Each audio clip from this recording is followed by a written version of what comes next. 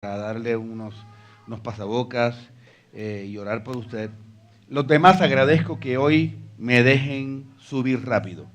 Hay personas que tienen el buen o mal hábito de venir a hablarme y a extenderme. A mí no me molesta, chévere, pero hoy necesito sí que no me interrumpan, ¿ok? Solamente las personas que vienen por primera vez, si quieren pasar un momentito, me encantaría saludarles. Gracias, Eric. Gracias. Me encantaría saludarles. Bien, ¿los niños subieron? ¿No? Niños subimos.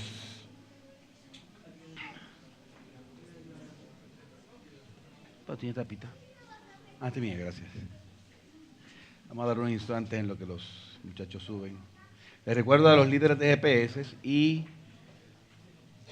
líderes de apoyo que ya mañana deben empezar a someter a las preguntas que me envían antes de las 12 del mediodía, ¿recuerdan? ¿Okay? Para que hubo unas vacaciones navideñas, pero ya retomamos. No sé si percibes. ¿Sí? ¿Lo tienes? Ok. Está buscando ahí la frecuencia que está queriendo sabotear. Muy bien. Dios les bendiga a todos. Me alegra estar otra vez aquí con ustedes.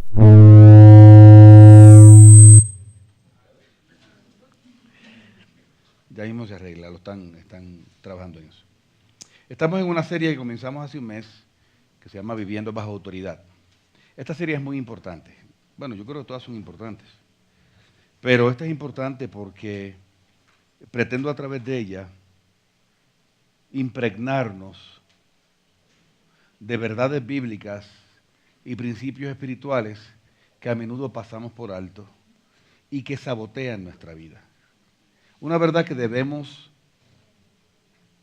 capturar, pero fuerte, es cada vez, aquí te voy a mandar una palabra extrema, Eric, para que a él le encanta tomar. No sé cómo me salga, pero aquí va. Cada vez que se quebranta un principio, llega una factura. ¿Okay? Cada vez que se quebranta un principio, llega una factura. ¿Cómo yo sé eso? Primero, pues porque he recibido muchas facturas en mi vida. Segundo, por algo más importante, porque la Escritura lo dice. Pablo dice, no te engañes que Dios no puede ser burlado. Todo lo que el hombre siembra, eso también que cosecha. Y esta serie tiene la intención de fortalecer unas verdades espirituales que nos pueden inmunizar en la medida en que nosotros los tomamos con seriedad y compasión. Yo creo que estas verdades debemos tomarlas con pasión. La ley de Dios es un antídoto contra el mal, es una bendición. El salmista, la gente le molesta seguir reglas y le molesta el mandamiento y le molesta sujetarse, pero resulta que David, el rey David, era feliz. Él decía que él amaba la ley de Dios. Entonces, ¿por qué alguien puede amar reglas, por llamarle así?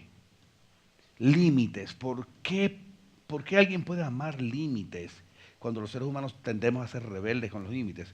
Porque los límites puestos por Dios son límites de protección y son de bendición. Y él sabía eso. Cuando hablamos de hablar de vivir bajo autoridad, el tema es un poquito escabroso, no es que nos guste mucho. ¿Sabes por qué? Porque cuando hablamos de vivir bajo autoridad, si la serie se llamara Viviendo en Autoridad, ahí, muchachos, no sé, nadie se pierde ninguna, porque vivir en autoridad, me gusta eso, estar en autoridad, pero vivir bajo autoridad, eso me tiene un sabor a límites, a que yo no voy a poder hacer lo que yo quiera porque hay alguien que está por encima de mí, que me establece cuál debe ser mi conducta. Y eso a nadie nos gusta, a nadie. No hay personas rebeldes y personas sujetas. El ser humano por naturaleza es rebelde. Lo que sucede es que aprendemos el principio de la sujeción. ¿Alguien sabe la diferencia entre sujeción y obediencia? Ya que salió, ¿no?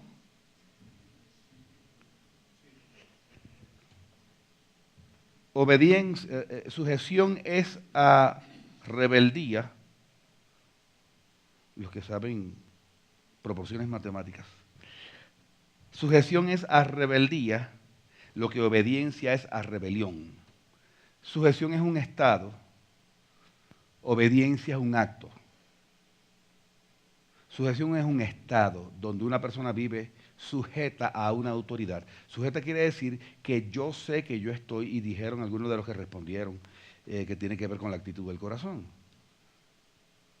Y Dios, la Biblia habla de obediencia, pero hay un estado que define la obediencia, es la sujeción. La Biblia no dice solamente que la mujer, por ejemplo, y perdonen mujeres que uso el ejemplo, lo que pasa es que está en la Biblia, ¿no? Entonces, no dice que la mujer obedezca a su marido, sí lo dice, pero también dice que estén sujetas a su marido. Eso es un estado. Uno puede obedecer por la razón incorrecta. Uno puede obedecer al jefe porque amenazaron con que te van a echar. Entonces uno obedece. O porque uno sabe que tiene consecuencias. Y uno, a lo mejor, si no estuviera la cámara, si no estuviera el jefe, no lo obedezco. Entonces eso no es sujeción, eso es obediencia momentánea, circunstancial, para evitar un dolor o una consecuencia. Dios no se conforma con nuestra obediencia, Él quiere nuestra sujeción. Y rebeldía y rebelión es el mismo fenómeno. Rebeldía es un estado, rebelión es un acto. Los que están en rebeldía cometen actos de rebelión. Y cada vez que se rebelan, eso es rebelión. ¿Por qué? Porque hay rebeldía en su corazón. Quiero que sepas que la rebeldía y el reino de los cielos son completamente incompatibles.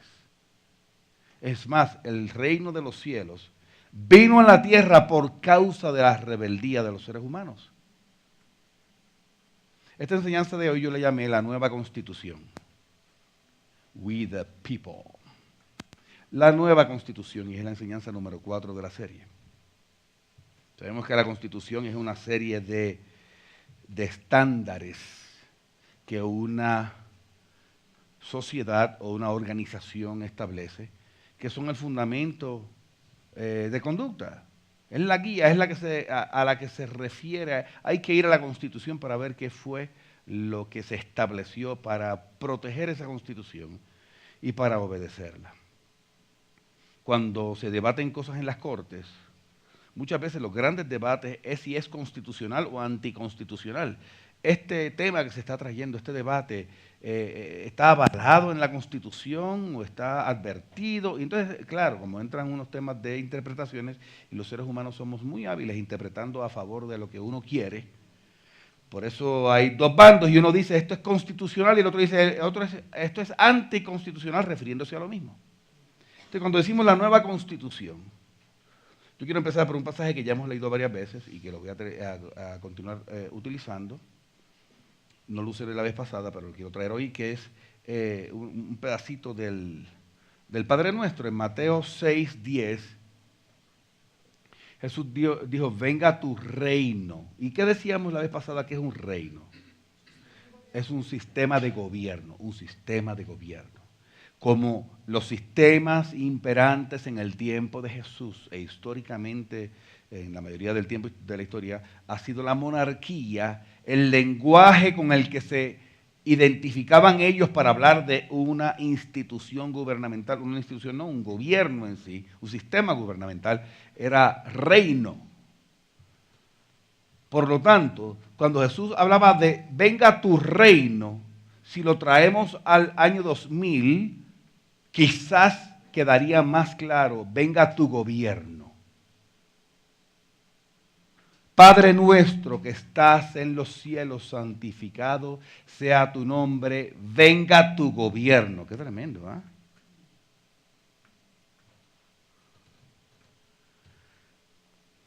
Entonces noten que ese pasaje dice, venga tu gobierno, tu reino, hágase tu voluntad.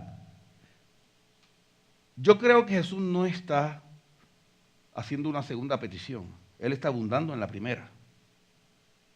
Venga tu reino, abundando, aclarando acerca de qué es el establecimiento, la venida del reino de Dios, es que se haga tu voluntad. Hágase tu voluntad como en el cielo, así también en la tierra. Él está diciendo, en el cielo se hace tu voluntad. Es en la tierra que tenemos problemas. Y mi oración es que tu gobierno venga a la tierra como ya está establecido en el cielo. ¿Me estoy haciendo entender? Okay. A mí me parece también esta oración de Jesús muy diciente. Porque yo soy de los que cree que la oración de las personas habla de las personas. Aquello que tú oras, si yo pudiera escuchar o leer tu oración, me hablaría de ti.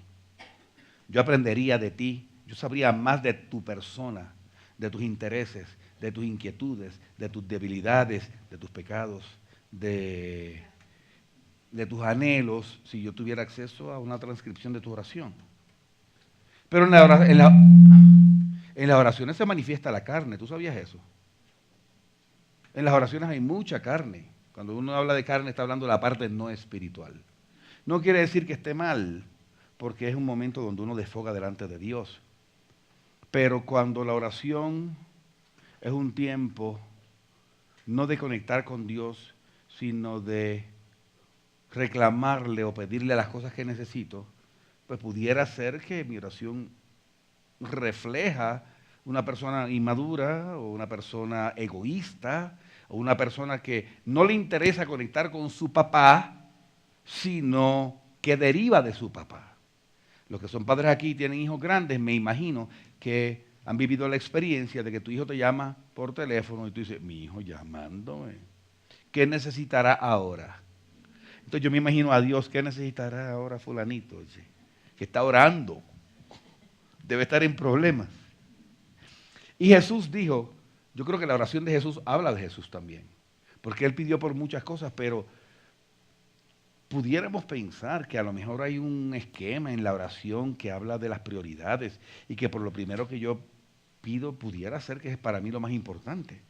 No sea que se me acabe el tiempo y por lo menos se quede lo menos importante sin presentar. Y Él dice, Padre nuestro que estás en los cielos, santificado sea tu nombre, venga tu gobierno, que se haga tu voluntad como en el cielo también en la tierra. Entonces noten que no había pedido por el pan de cada día, no había pedido por perdón de las faltas, no había pedido por nada de lo que típicamente pedimos nosotros. Por lo primero que Él pidió, si lo hubieran interrumpido en este momento, su oración estaba prácticamente completa. Porque él ya había pedido por aquello que es prioritario para Dios mismo. Venga tu gobierno. Hay un pasaje en los Salmos que yo quiero traerles. Me han escuchado decir que David tenía una visión neotestamentaria de Dios.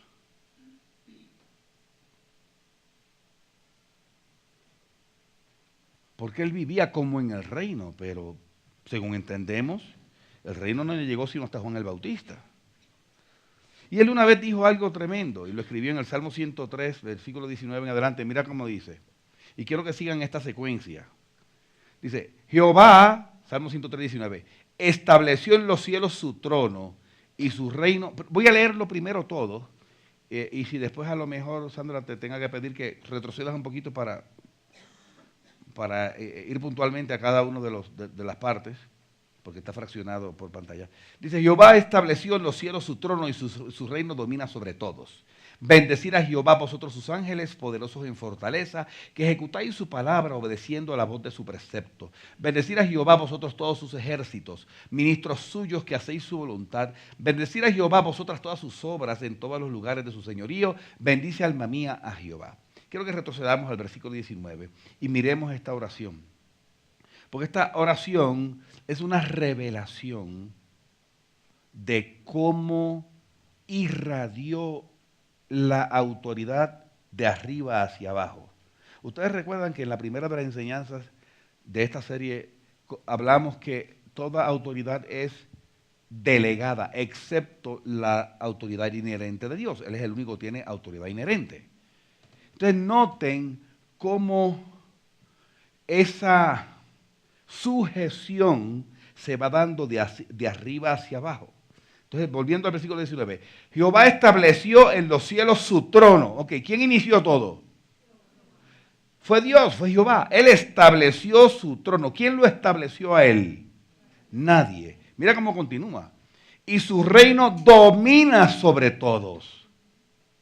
Una palabra para referirse a esto. ¿Cuál es? Soberanía. Dios estableció su trono y Él domina sobre todo. Esto puede ser controversial y esto lo hablamos en la primera enseñanza de esta serie cuando hablábamos de la soberanía de Dios. Porque cuando tú miras el mundo, no pareciera que Dios está dominando. Pareciera que Satanás está dominando. Pareciera que el mal está dominando. Pareciera que el ladrón está dominando, que el corrupto está dominando, que la suegra está dominando. Eso fue un chiste. Que la mujer te está dominando. Cuando tú ves el mundo te das cuenta que no pareciera, pero la Biblia dice que Dios domina sobre todas las cosas. Y si se acuerdan, hablábamos que el tema de la soberanía es escabroso, porque la Biblia nos dice, en palabras modernas, usted tranquilo, que Dios está al control. No es que yo no veo el control de Dios, usted tranquilo, que Él sabe para dónde vamos. Él está piloteando esta nave. Pero ¿cómo así? ¿Cómo está permitiendo el mal? Yo no sé. Pregúntele allá cuando lleguemos a la eternidad cómo fue eso y por qué. ¿Y por qué me pasó esto y esto y esto y esto? Está bien, pero aún viendo nosotros el descalabro tan tremendo que hay en el mundo, el concepto de la soberanía de Dios lo que dice es, usted tranquilo, que Él sabe para dónde vamos. Entonces noten, Jehová estableció en los cielos su trono y su reino domina sobre todos. Y miren el 20, qué lindo lo que vemos aquí. Bendecir a Jehová vosotros sus ángeles. Entonces vemos ya un esquema de autoridad de cómo es que en los cielos, porque Jesús oró por el reino de Dios que ya estaba en los cielos para que bajara a la tierra. Y empieza a describirlo. Te dice, bendecir a Jehová o al Señor, vosotros sus ángeles, poderosos en fortaleza. Yo creo posiblemente, ya esto es hipótesis acá del lector, yo como lector. Yo creo que aquí habla de arcángeles. Los ángeles que están en unos esquemas de autoridad sobre otros ángeles. Dice, poderoso, y verán por qué creo esto. Primero porque veo esos niveles de autoridad que estamos viendo aquí, y en esta escritura dice, poderosos en fortaleza, que ejecutáis su palabra, obedeciendo a la voz de su precepto. En otras palabras, que esos príncipes de tanta autoridad viven sujetos a la autoridad máxima. Continúa diciendo, el versículo 21, bendecid a Jehová vosotros todos sus ejércitos, ministros suyos. Yo creo que ahí habla de ángeles. En hebreo dice que ellos son espíritus ministradores a favor nuestro y son los ejércitos celestiales. Entonces dice, bendecid a Dios vosotros sus ejércitos, ministros suyos. Escucha, que hacéis su voluntad. ¿Se dan cuenta que todos apuntan hacia dónde? Hacia arriba, hacia el que estableció su trono. Continúa, miren cómo va bajando. Bendecid a Jehová vosotras todas sus obras. ¿De qué habla? De la creación. ¿Tú sabías que la creación obedece a Dios? Cuando Jesús se despertó del barco y cayó, dijo, calla, enmudece, y los vientos y la marea hizo, inmediatamente los discípulos la pregunta que se hicieron fue, ¿quién es este que aún el mar y los vientos le obedecen? Es que la creación obedece a Dios. Dice la Biblia que cuando lanzaron a Jonás al mar, Jehová tenía preparado un gran pez para que lo tragara.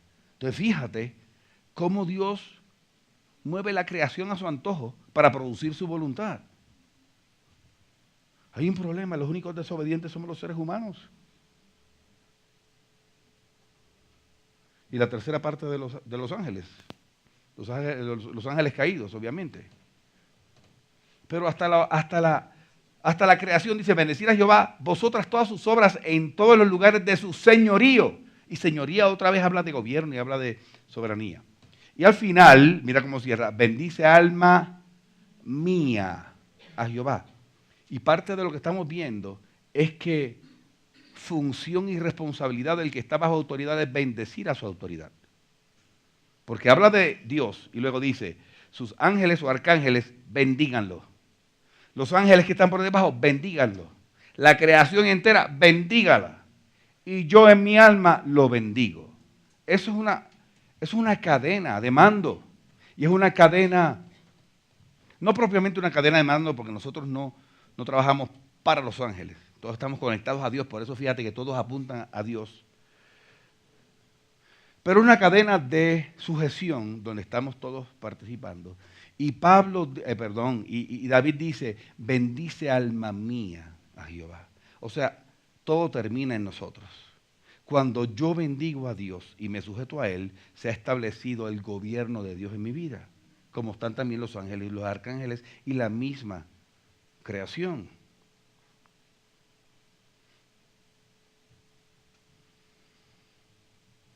Por eso, bendecir a Dios y desobedecerlo es incoherente. Muchas veces tenemos el lenguaje, pero no tenemos los actos. Dios quiere que nuestra vida sea coherente, que podamos bendecirle y que esa bendición sea un reflejo de una condición del corazón de sujeción. Ahora, ¿cómo en sí Dios decidió establecer el gobierno o el reino de Dios en la tierra? Esto tiene dos partes. El establecimiento del reino de Dios en la tierra tiene dos partes. Tiene un suceso y tiene un proceso. El suceso lo vemos en Mateo 3, lo leímos la vez anterior. Versículo 1. En aquellos días vino Juan el Bautista predicando en el desierto de Judea y diciendo, arrepentíos porque el reino, el gobierno de los cielos se ha acercado. Eso es un suceso. Y hablábamos la vez anterior que esto es demasiado importante porque Dios es quien tiene que iniciar estos procesos conciliatorios con la humanidad. La Biblia habla de que Dios se acercó a nosotros y nosotros podemos simplemente ahora, en el poder del Espíritu Santo y bajo ese poder, porque yo creo que el poder, la manifestación más importante de poder del Espíritu Santo en una persona es para arrepentimiento. Podemos arrepentirnos. Aún para arrepentirnos necesitamos que la soberanía de Dios haya incluido eso en su agenda. Aún para arrepentirnos necesitamos gracia de Dios, porque eso es por gracia. Pablo dándole un consejo a la iglesia de cómo tratar una situación, decía, por si acaso Dios le concede que se arrepienta. ¡Qué tremendo! En otras palabras, que aún cuando dice Juan el Bautista y luego Jesús dice las mismas palabras iniciando su ministerio, arrepentíos porque el reino de los cielos ha llegado. Lo que está diciendo es, Dios ha acercado su gobierno y ahora arropa a la humanidad dándole una facultad a los elegidos para que se arrepientan y para que respondan. Así que ese es el suceso. Y el proceso, también lo leímos. La gran comisión, Mateo 28, 18, dice, y Jesús se acercó y les habló diciendo, toda potestad me es dada en el cielo y en la tierra. Esto es un tema un poquito escabroso también porque sabemos que Jesús es Dios. Pero en el lenguaje bíblico, Jesús está sujeto al Padre. Y Él dice que su autoridad se la dio el Padre. Entonces es un poquito complejo. No crean que lo entiendo profundamente porque no creo que nadie sobre la tierra lo pueda entender profundamente. Cómo siendo Dios está sujeto a Dios. Ese es el misterio de la Trinidad. Eso es un misterio, ¿ok? Y hay cosas que tenemos que entender que llegan al borde de nuestra capacidad de comprensión. Entonces fíjate que dice, Jesús mismo dijo, toda potestad me es dada en el cielo y en la tierra. Ahí habla de deidad porque nadie más puede tener autoridad sobre toda la creación sino Dios mismo. Por tanto, id y hacer discípulos. ¿Por qué por tanto? Porque yo no puedo comisionarte si a mí no me han dado la autoridad para comisionarte. Lo que te está diciendo es, esto que estoy haciendo, lo estoy haciendo en la autoridad del Rey del universo, del Padre Creador, porque toda la potestad me la dio a mí. Así que id y hacer discípulos. Será otra pregunta que le hicieron a los muchachos, ¿qué son discípulos? Bueno, dejémoslo ahí para que demos espacio para que aprendan en el Instituto de Vida. Hacer discípulos a todas las naciones, bautizándolos en el nombre del Padre y del Hijo y del Espíritu Santo. Y el versículo 20 para mí es una de las partes más importantes de este mandato. Enseñándoles que guarden todas las cosas que os he mandado. Entonces noten que hubo un suceso, y ese suceso acerca el reino de los cielos para que pueda comenzar a establecerse a través de ese... ¿Por qué Jesús oró? Pero si Él dijo, el reino de los cielos entre vosotros está. ¿Y por qué ahora ora que venga el reino de los cielos? Porque ya había un suceso y ahora está orando por el proceso. Ya había un embarazo, ya había un embrión. Ahora se tiene que crecer y tiene que nacer. Ahora bien, yo creo profundamente lo siguiente, porque yo le llamé la nueva constitución. La persona que recibe a Cristo y dice que recibió a Cristo y sigue viviendo como siempre vivió, no ha entendido. No puedo decir no ha recibido a Cristo, eso es un poquito contundente, porque el bebé espiritual no sabe eso y muchas veces sigue viviendo como antes. Te pongo un ejemplo. Cuando un colombiano se muda por primera vez a Estados Unidos, nunca ha ido y se mudó, por la razón que sea, va a coger comparendos.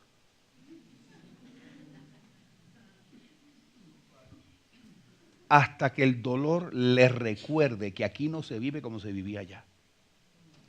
Que acá, como decía Ordóñez dice en uno de sus chistes, oye, tú puedes creer, esto es impresionante, tú puedes creer que en Estados Unidos, donde dice pare, significa parar.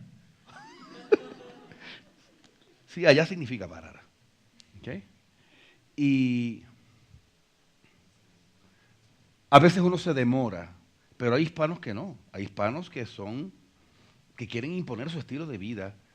Y es más, déjenme hacer un comentario, no tiene que ver con la enseñanza, pero el prejuicio de un sector de Estados Unidos contra los hispanos no es exactamente, hay algunos que son white supremacists, o sea, supremacistas blancos, y acusan a Trump de eso, y eso no lo sabemos. Y sí hay unas corrientes racistas, pero el grueso de la población que está prejuiciada con los hispanos no es por racismo, es porque los hispanos vamos allá a seguir viviendo como vivíamos acá y le contaminamos un estilo de vida que es excelente, porque la calidad de vida es función del estilo de vida. Deteriora el estilo de vida y tú estarás deteriorando la calidad de vida. Y entonces es cierto.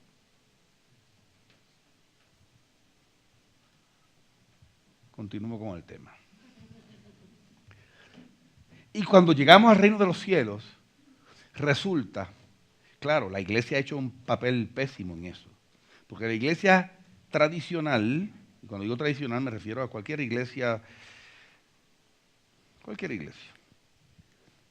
tendía a cometer el error de que tienes que hacer cambios, tienes que, ya, tú tienes que dejar de fumar, tienes que dejar la cerveza, tienes que dejar la rumba, ya, y tienes que cambiarte el vestido. Si el hombre tenía el pelo un poquito largo, había que mandarlo a la peluquería de una. Si la mujer se afeitaba las piernas, había que botarle las cuchillas para que no hiciera esas cosas. Tú sabes, sí.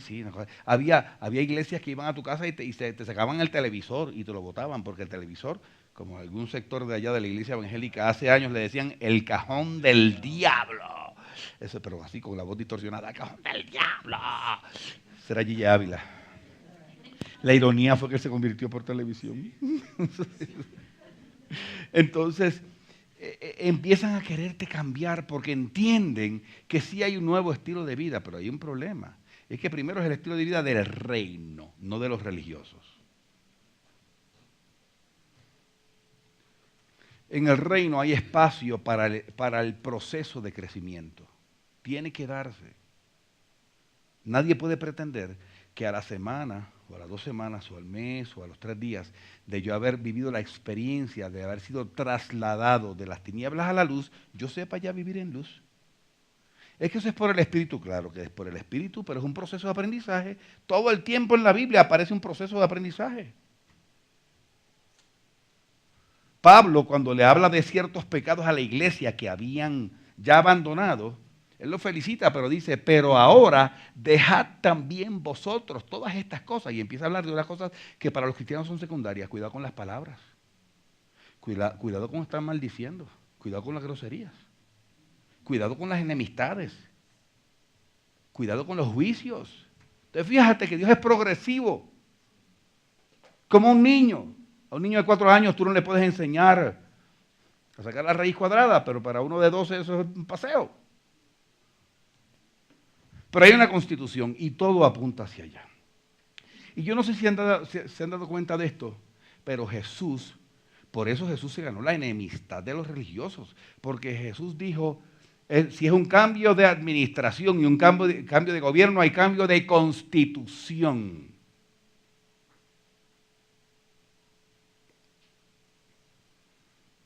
Y por eso, quiero que vayamos a Mateo 5, solamente voy a poner unas fracciones chiquiticas, pero solamente para ilustrarles esto.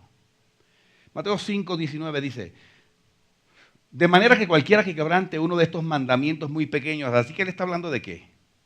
No está hablando de gracia, no está hablando de sanidad, no está hablando de ayuno, está hablando de obediencia a los mandamientos. No sé si saben que mandamiento es lo mismo que principios. La verdad que no es lo mismo. El principio está contenido dentro del mandamiento. Cuando yo le digo a mi hijo, no puedes salir a la calle, a mi hijo pequeñito, por decir algo, eso es un mandamiento. Hay un principio que está contenido dentro del mandamiento. Uno ve el mandamiento, lo que está viendo es un coco lleno de pelos y áspero. Y yo diciendo, yo no me como eso. Sí, pero es que es la pulpa la que está dentro la que realmente nos trae nutrición y bienestar. Dentro de cada mandamiento hay un principio que te bendice, te inmuniza, te levanta, te fortalece, te restaura. Pero como vemos el mandamiento y somos tan rebeldes, decimos, no queremos eso. Imposiciones, no, amigo. A mí lo que me dicen impuestos, yo no lo hago. Pues tienes que crecer. Porque no todos los jefes dicen las cosas bonitas como yo. Sin embargo, el principio es el mismo. Tenemos que aprender, y lo enseña la Biblia, a sujetarnos a los jefes buenos y a los malos. A los amables y a los groseros. Eso es madurez. Alguna vez yo tenía una reunión de líderes y estábamos hablando de autoridad y una mujer que estaba en el grupo dice, ay pastor, pero yo te voy a ser bien franca. Es que contigo es tan fácil sujetarse. Tú sabes que da gusto sujetarse. Y yo le dije, pues estás mal. Yo creo que ella esperaba el aplauso, tú sabes. Y dije, pues estás mal. Porque si tú te sujetas a la autoridad porque te lo está diciendo bonito. Ahora sí, eso no es sujeción. Eso es condicionar la autoridad. La sujeción, quiero decir. Dije, no, la sujeción no está condicionada por el estilo del gobernante o de lo que está en autoridad. ¿Hay una responsabilidad del que está en autoridad de hacer las cosas, de ejercer esa autoridad correctamente? Claro que sí. Y de usar el amor y ser estratégico y usar las herramientas relacionales, claro que sí. Pero el que está en sujeción no puede o no debe condicionar su sujeción. En Mateo 5 está hablando de principios, de mandamientos. Cualquiera que quebrante uno de estos mandamientos muy pequeños y así enseña a los hombres. O sea, si es malo desobedecer, peor es enseñar la desobediencia. Muy pequeño será llamado en el gobierno de los cielos. Perdonen que haga el canje de la palabra.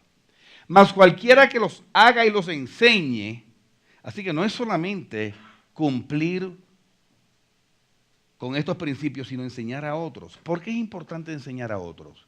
Porque así funciona el reino de los cielos, enseñándoles que guarden todas las cosas que os he mandado. En otras palabras, el reino de Dios no es obedeciendo, es enseñando a obedecer después que ya yo he obedecido. Entonces miren el versículo 23 cómo comienza. 21, perdón. Él dice, oísteis que fue dicho a los antiguos.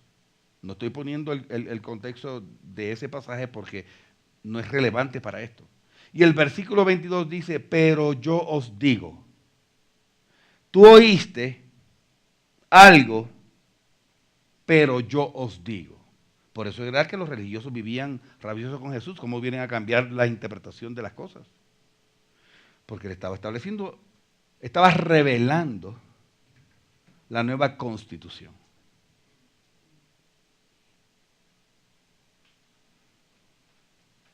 Versículo 27.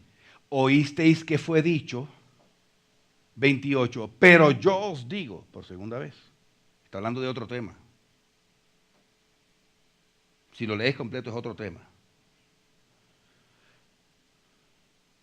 Versículo 31. También fue dicho, y el 32, pero yo os digo.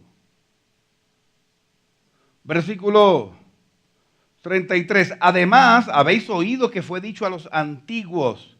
34. Pero yo os digo. Versículo 38. Oísteis que fue dicho. 39. Pero yo os digo. Y versículo 43. Oísteis que fue dicho. Y 44. Pero yo os digo. Si eso no es nueva constitución, yo no sé qué es. Jesús cambió el paradigma del gobierno de Dios. Jesús vino a decir, no lo cambió, vino a revelarlo. Y obviamente fue establecido a través de él. Pero, miren, en palabras más, palabras menos, Jesús vino a decir, miren, todo lo que ustedes creían estaba equivocado. La forma en que manejas tal o cual cosa, tus relaciones estaba equivocada. Esta es la forma de la constitución celestial. Como manejas a tu esposa, es anticonstitucional bajo la constitución nueva. Como tratas a tu esposo, anticonstitucional. Como haces negocios, anticonstitucional. Como usas tus palabras, estás violando la constitución. Esto es lo nuevo. Y la verdad es que el reino de Dios no es comida ni bebida. Es justicia, paz y gozo, pero la justicia del reino de Dios tiene que ver con esto. Jesús dijo, buscar primeramente el reino de Dios y su justicia. El reino de Dios es el sistema, su justicia es la aplicación de estas verdades. No es buscar solamente el reino de Dios. Alguna gente cree que tengo que buscar el reino de Dios y se ponen a orar más. Eso no está mal, siempre y cuando esa oración agregada nos lleve a producir el fruto que Dios está queriendo, porque el establecimiento del reino de Dios es fe para obras. Es a través de nuestros actos. Es obedeciendo y enseñando a obedecer. Pero ¿qué tal un líder desobediente? ¿Qué va a enseñar obediencia? Un líder mentiroso, ¿cómo va a enseñar a decir la verdad? Un líder irrespetuoso, ¿cómo va a enseñar respeto? Un líder materialista, ¿cómo va a enseñar prioridad por las cosas espirituales? Un líder manipulador con doble agenda, ¿cómo va a enseñar sinceridad y corazón puro? Es obedecer para enseñar.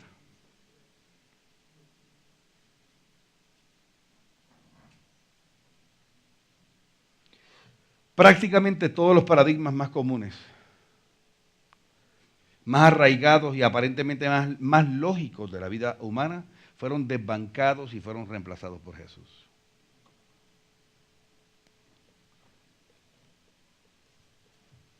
Por eso, continuamente lo que el creyente debe, nosotros como creyentes, lo que debemos preguntarnos ante una situación no es cómo lo he hecho siempre, cómo se hace en Colombia. Yo les he contado que tenía un discípulo muy bien intencionado, pero pobrecito, que cuando yo llevaba poco tiempo aquí veía que yo hacía las cosas diferentes, me decía, pastor, el pastor es buena gente, pobrecito, no, pastor, déjame enseñarte cómo se hacen las cosas en Colombia. Ay, es decir, olvídate de la nueva constitución, hay que agarrarse a la tradicional. Y claro, se pueden imaginar que cuando él decía, déjame enseñarte cómo se hacen las cosas aquí en Colombia, las instrucciones que venían después eran bien bonitas. Tenía que ver con evasión, tenía que ver con mentira, tenía que ver con manipulación y con todas las cosas que que los hispanos conocemos. Y quiero dar algunos ejemplos. No son todos. Antes de los ejemplos, solamente quiero decirles lo siguiente. Yo creo que una responsabilidad que tenemos cada uno de nosotros como hijos de Dios es preguntarnos todo el tiempo, ¿cuál paradigma errado en mi mente Jesús vino a reemplazar? ¿Qué área de mi vida, de mi mente, de mi interior todavía está siendo dominada por conceptos viejos de la antigua constitución, de la constitución de la carne, la constitución de la ley, la constitución del pecado, del mundo? ¿Cuál está ahí y en cuál yo he abandonado lo que Dios espera de mí? Porque la bendición y la prosperidad y el crecimiento está no en decir yo creo en Cristo, no es decir yo oro mucho, no es decir yo no pelo un domingo a la iglesia, siempre voy, no es decir yo siempre estoy en los GPS y en el Instituto de Vida, todo eso es importante. ¿Sabes por qué? Porque todas esas acciones propenden a un estilo de vida como el que Dios está buscando. ¿Para qué? Para bendecirnos. Pero realmente lo que produce prosperidad, bendición, paz, armonía, tantas cosas que queremos para nosotros, es la observancia de esos principios. ¿No es eso lo que le dijo Dios a Josué? Esfuérzate y sé valiente en cumplir aquello que yo le di a Moisés. No te apartes ni a diestra ni a siniestra. Y habla esto todos los días, no se aparte de tu boca, porque entonces harás prosperar tu camino y todo te saldrá bien. La Biblia, y esto lo vimos el año pasado, muchas veces, asocia nuestro bienestar a lo que hacemos, no a lo que queremos. Lo que sucede es que se supone que lo que hacemos sea un reflejo de lo que creemos. Por eso es la incoherencia de muchos creyentes que dicen yo soy cristiano, yo vivo, tú sabes, pegado a Dios, pero sus vidas, yo no estoy hablando de que seamos perfectos, ninguno lo es y yo menos, créanmelo. Nos equivocamos, pecamos, pero es un proceso, es un proceso. La pregunta es, ¿estamos en el proceso? ¿Estamos en el barco en dirección a lo que Dios quiere?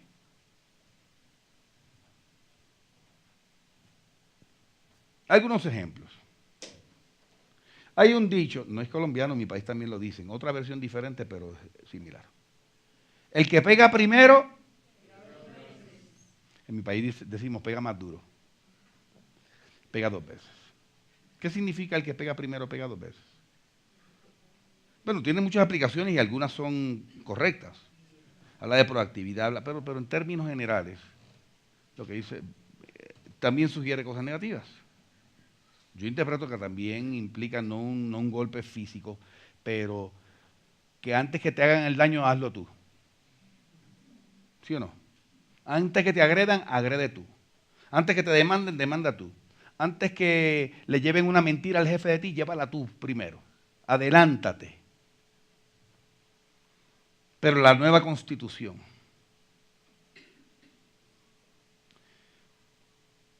Mateo 5:39, dice, pero yo os digo, no resistáis al que es malo. ¿Ustedes han visto los cristianos que no se les puede ni tocar?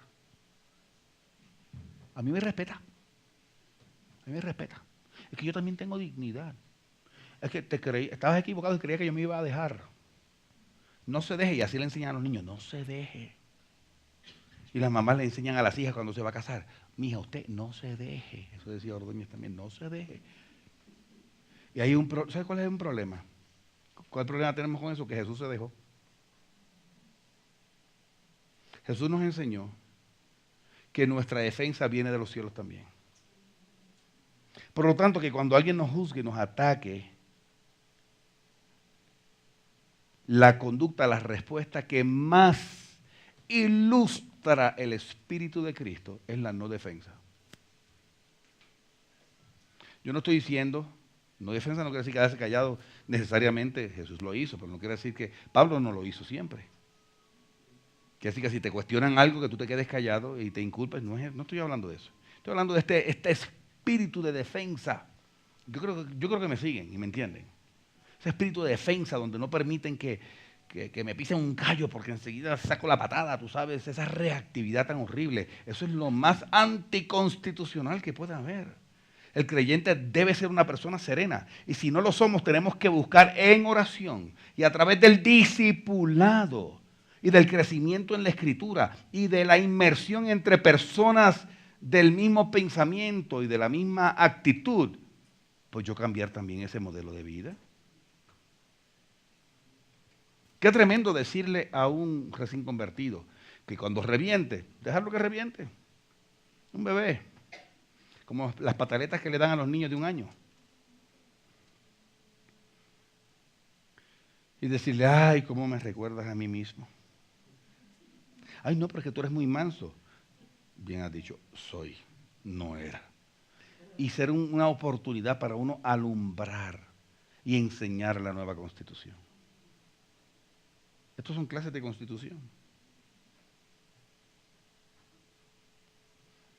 Hay un dicho por ahí que usan mucho que es, no sé si lo han oído, el que me la hace, se lo saben.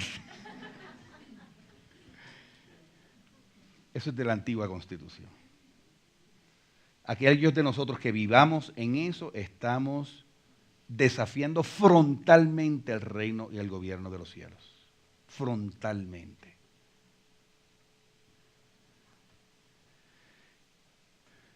Pero yo os digo, Mateo 5:44, estos peros, amar a vuestros enemigos.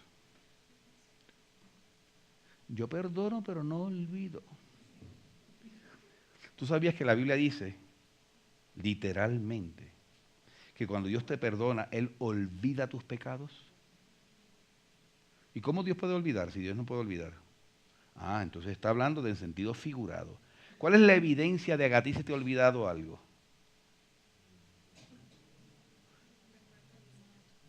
¿Cuál es la evidencia de que tú olvidaste algo? Y no lo mencionas. ¿Tú no puedes mencionar algo que no recuerdas? Lo que está diciendo con eso es que Dios no te vuelve jamás a sacar en cara lo que tú hiciste antes. Lo hiciste sí, pero para fines jurídicos en los cielos es exactamente lo mismo como si nunca lo hubieras hecho. Tú sabes que en Cristo tú estás libre de pecado. En Cristo no tenemos ni una mancha. Por causa del sacrificio de Cristo, y por eso es tan importante, nunca hemos pecado, nunca. Somos perfectos. E intocables, porque dice la Biblia que somos los espíritus hechos perfectos para siempre. Pero en la práctica, Dios está queriendo, primero nos posiciona y luego nos enseña a irnos acercando gradualmente a ese estado. Amar a vuestros enemigos. Bendecir a los que os maldicen.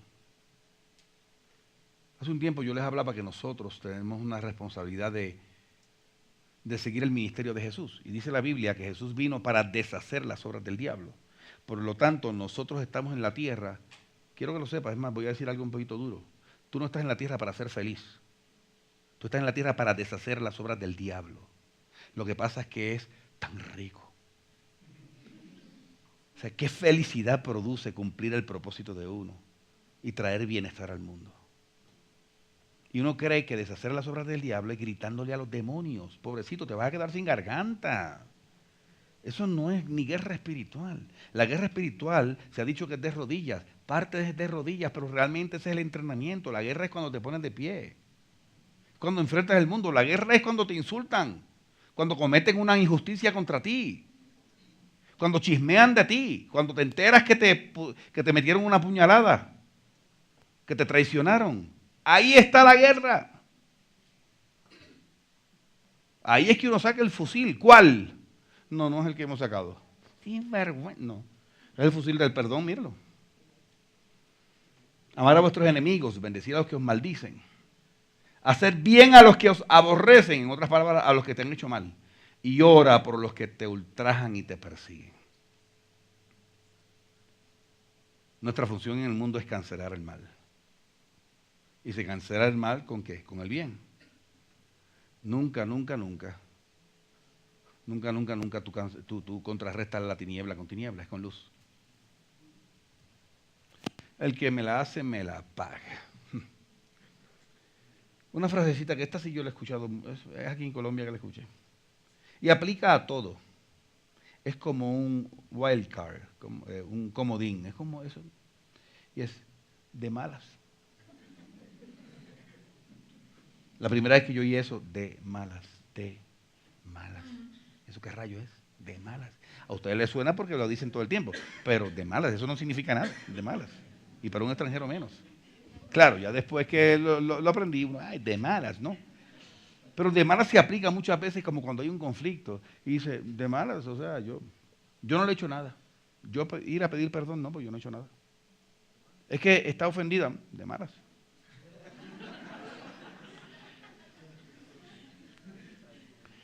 Y viene Jesús y te abre la constitución del gobierno de los cielos. Y te dice, mira, de buenas.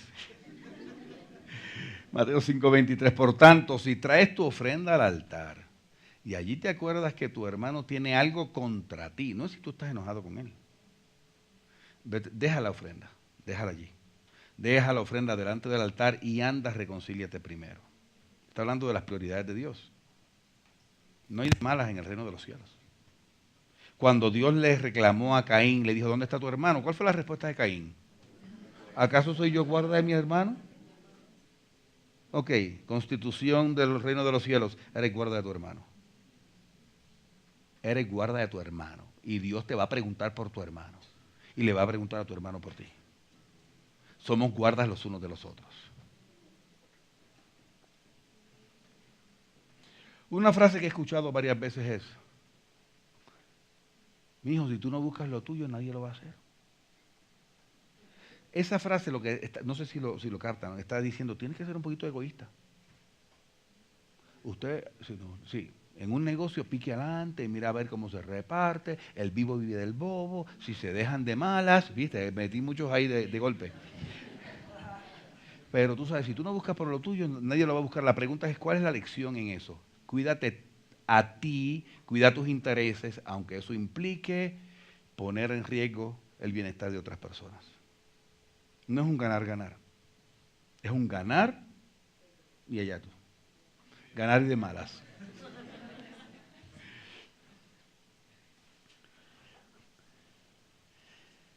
Pablo le dijo a los Gálatas, Gálatas 5:13, dice, servíos por amor los unos a los otros. Es un mandamiento. Tiene un principio adentro.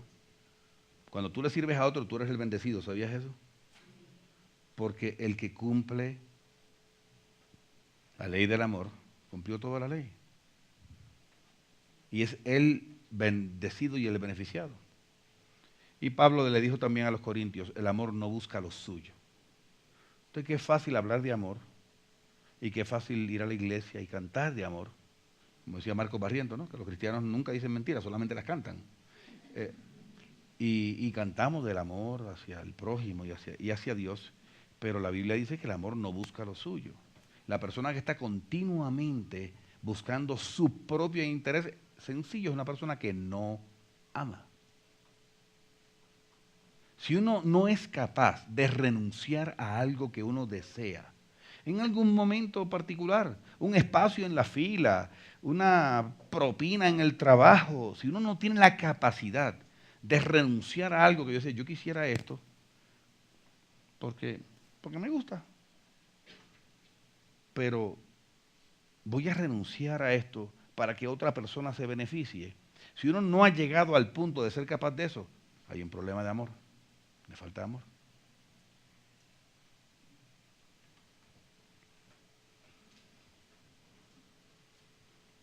Otro argumento, no es una frase, pero lo he escuchado mucho en sesiones de consejería. Pastor, es que si yo lo perdono así rápidamente, no va a aprender la lección que yo quiero que aprenda. Ah, cuidado que la risa inculpa.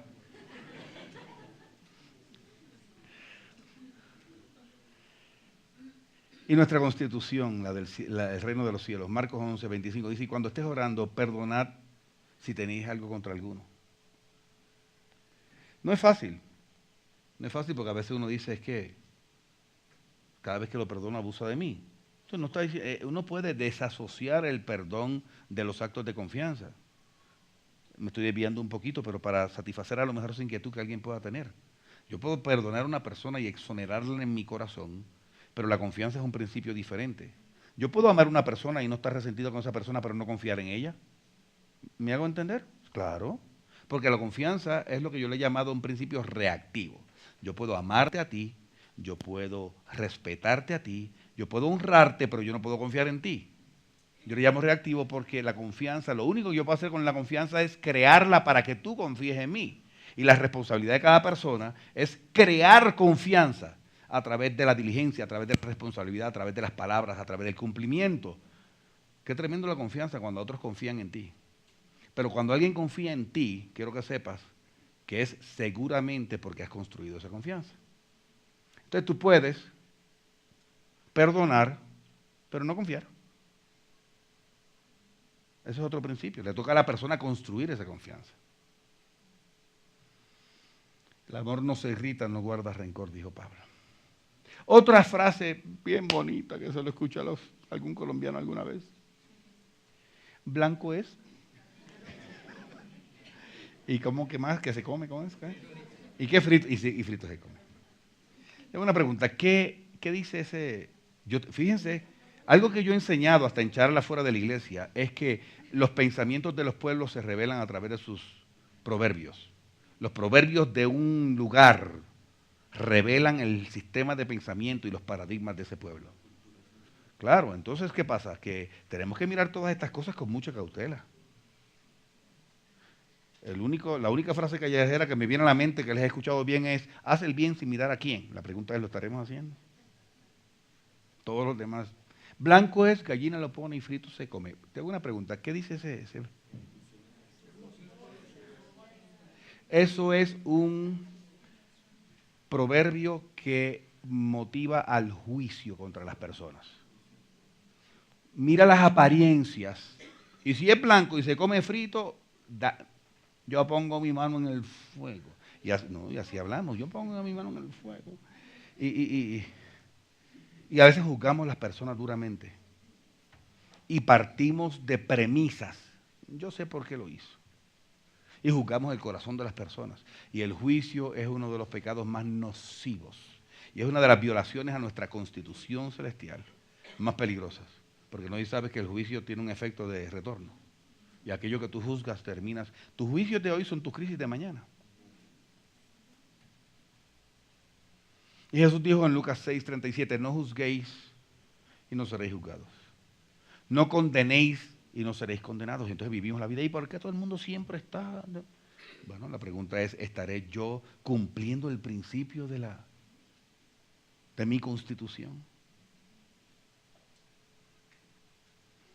Otra frase que hoy he escuchado.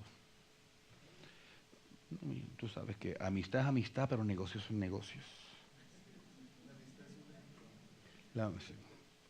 Fíjate cómo, por razones normalmente de avaricia, podemos ser capaces de crear una bipolaridad. Porque es decir, las cosas que yo creo aplican de esta raya en adelante, pero aquí no las puedo aplicar. Normalmente, escucha esto, normalmente quien cita el proverbio, amistad es amistad y los negocios son negocios, es una persona para quien el dinero es más importante que la gente, normalmente. Eso puede contener una verdad fundamental.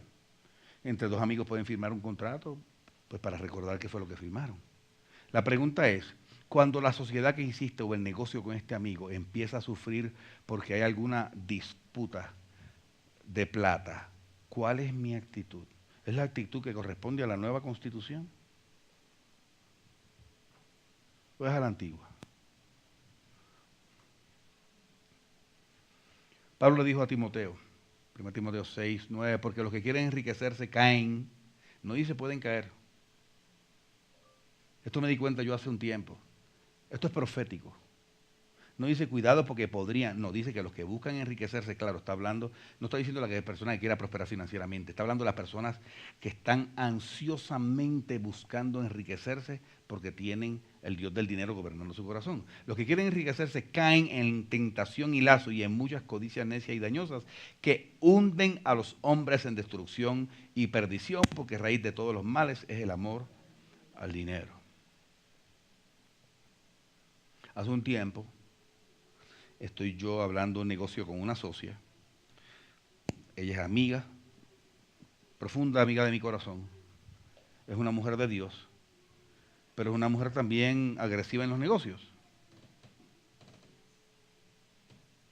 Y alguna vez yo le planteé algo y como parte de ese planteamiento le planteé mi propuesta de repartirnos una comisión. Y entonces la sentí como incómoda. Yo tiendo a ser yo trato de, si me equivoco, equivocarme a favor de la otra persona. Esté mal o esté bien, no sé, pero así soy yo. Si me equivoco, mejor que gane la persona un poco más, pero no equivocarme. Entonces, ¿qué pasa? Que ya me cuestiono, como que no estaba contenta con el arreglo. Y yo dije, mira, pues, yo creía que el arreglo era bien generoso y bien justo. De hecho, un poquito más generoso que justo por esa misma tendencia mía. Pero con todo eso le dije, no, pues, si tú no estás contenta, no, yo no estoy contento tampoco. Entonces, pon tú las proporciones, yo no tengo problema. No, lo que pasa es que tal cosa, no, de verdad, propon tú, dime qué quieres y hacemos eso. La cosa fue que nos encontramos después peleando, pero peleando cada uno tratando de beneficiar al otro. Ese tipo de pelea no duele. Usted da cuenta que éramos dos amigos en amor tratando de poner la amistad por encima de una comisión y cada uno tratando de aumentarle la comisión al otro. Porque en el reino de los cielos la gente vale más que el dinero. No se utiliza la gente para obtener recursos, se utilizan los recursos para salvar la gente y para bendecirlos.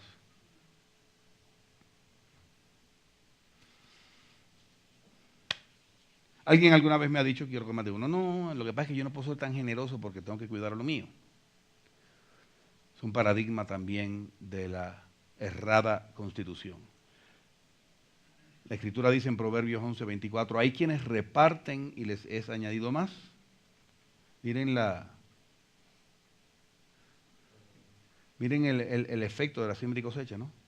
Hay quienes reparten, pero yo pronosticaría que si yo reparto me quedo con nada. Y dicen, hay quienes reparten y les es añadido más. Y hay quienes retienen más de lo que es justo y vienen a pobreza.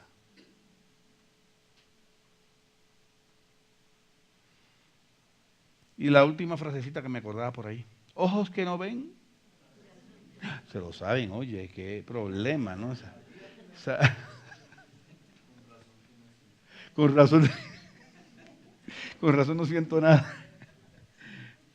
Jesús dijo alguna vez, Mateo 4:22, porque no hay nada oculto que no haya de ser manifestado ni escondido que no haya de salir a la luz. Si se fijan, todos estos dichos responden a una constitución errada, a unos paradigmas que no honran a Dios y que no tienen que ver con el reino de Dios, que son nocivos, dañan nuestra vida, dañan al que tenemos cerca y ya dañan, por lo tanto, nuestra sociedad. Vamos a estar de pie, por favor.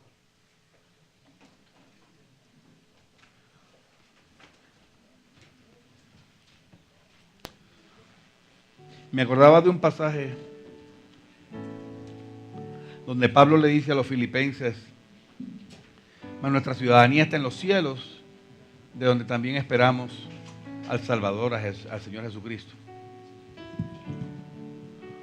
Y yo no sé cuán claro está en cada uno de nosotros que nuestra ciudadanía está en los cielos. Por eso es que decía Pablo que ya no hay griego ni hay judío. Fíjate que él no está hablando en el sentido humano, porque seguía habiendo griegos y judíos. Simplemente que hay una nueva ciudadanía y Pedro habla también de esta. Está hablando de pertenencia, está hablando de... Miren, yo estoy en Colombia Y estoy sujeto a las leyes colombianas, obviamente, porque vivo aquí. Pero no soy ciudadano colombiano. Mi ciudadanía es americana, de nacimiento. Por lo tanto, hay una doble responsabilidad. Yo tengo que cumplir las leyes locales, también cumpliendo la ciudadanía del lugar al que pertenezco. Esa mentalidad de que no, yo me sujeto a Dios, pero no a los hombres. Vamos a hablar de eso pronto. Quien no se sujeta a los hombres no se sujeta a Dios.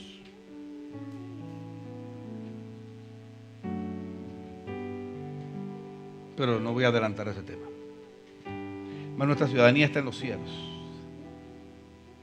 Es interesante, cuando alguien solicita ciudadanía, por ejemplo, vamos a poner como ejemplo en Estados Unidos, no sé si saben que tienen que tomar un examen. Tienen que tomar un examen y tienen que pasarlo. ¿Y de qué crees tú que es el examen? Constitución. La Constitución. Derechos y obligaciones. ¿Cómo vas a vivir en un lugar donde no sabes cómo se vive en ese lugar? O a pertenecer.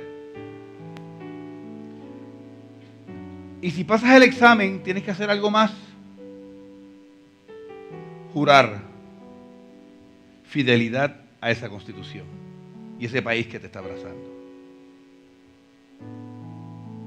Por lo tanto, no nos debe extrañar que Dios tenga unas expectativas, porque el reino de los cielos, el gobierno de los cielos, así que se extiende, enseñándonos unos a otros, haciendo discípulos y enseñándonos unos a otros. Si yo no te he enseñado lo que es inherente a nuestra Constitución, perdí mi tiempo.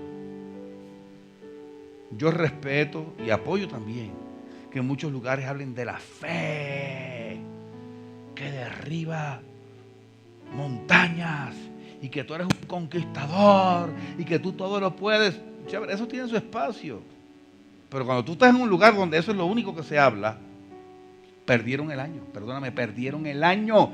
Eso no fue lo que Jesús nos mandó a enseñarnos unos a otros.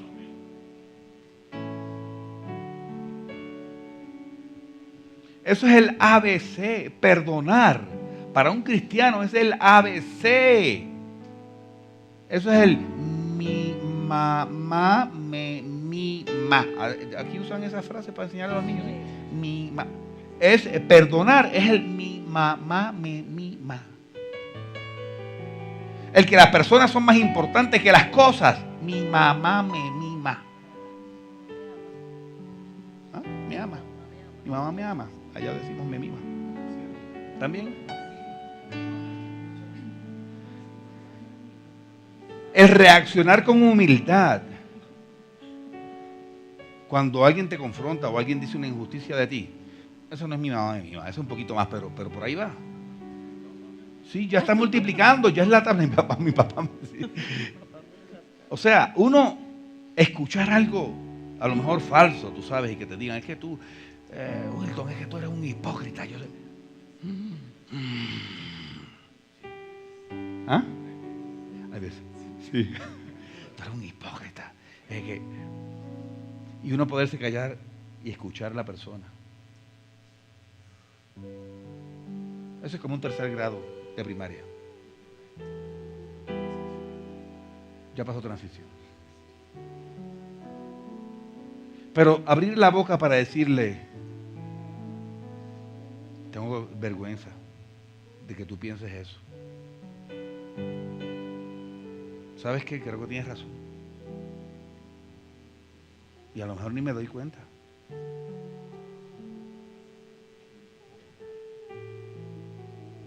Gracias por decírmelo. Vas como por octavo. Pero entonces uno se encuentra un montón de creyentes que no han pasado del jardín. Hay que cambiar los pañales. Hay que darle galletita y jugo, tú sabes, a las 9 y meriendita. O sea, eso es lo que se supone que estemos viviendo. Eso. Y al equipo pastoral yo le dije, el 2018 tiene que ser un año determinante en nuestra iglesia. Me importa un pepino si hay 1000 o hay 15. Lo digo de verdad. Lo importante es que estemos cada día más enamorados de las verdades del reino y que vivamos como se vive en el reino. Y el que no esté viviendo como se vive en el reino, se le perdona, se le abraza y se dice: ven, camina conmigo. Y se le contagia. No se le juzga y se le condena.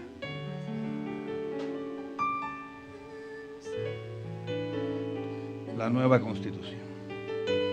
Padre, te damos gracias por este tiempo, gracias por tu palabra, gracias por el gobierno de los cielos. Gracias por recordarnos, mi Dios, lo que es vivir bajo autoridad.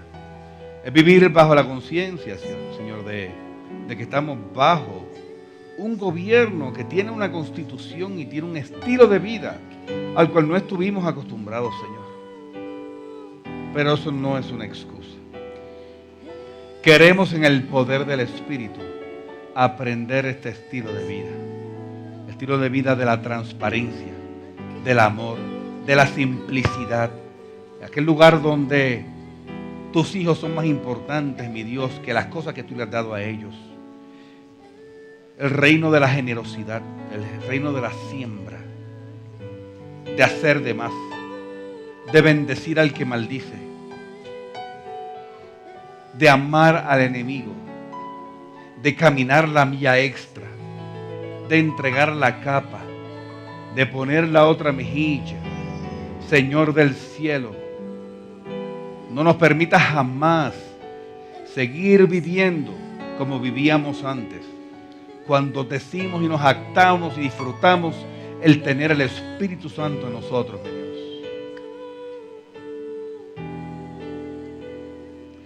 El cielo, el cielo, ven aquí como el cielo, que el cielo venga aquí como el cielo, que el cielo venga aquí como